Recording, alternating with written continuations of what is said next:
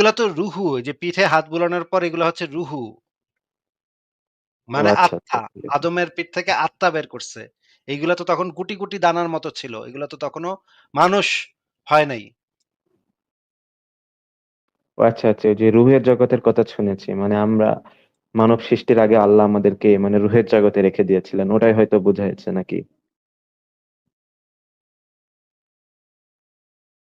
তাহলে এই যে আদম সন্তানদেরকে যে বের করার পরে কিছু মানে মানে ১ম এ কিছু সন্তানকে বের করল, বের করে বলল যে ডান হাত দিয়ে মাসেহ করে কিছু সন্তানকে বের করে বলল যে আ এদেরকে জান্নাতের জন্য সৃষ্টি করছি। তারপরে তার হাত দিয়ে আবার কিছু সন্তানকে বের করল। তাদেরকে বলল এদেরকে আমি জাহান্নামের জন্য সৃষ্টি করছি।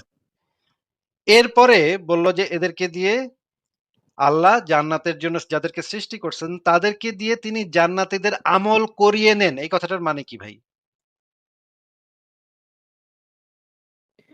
করিয়ে নেন মানে, মানে আল্লাহ করান আর কি।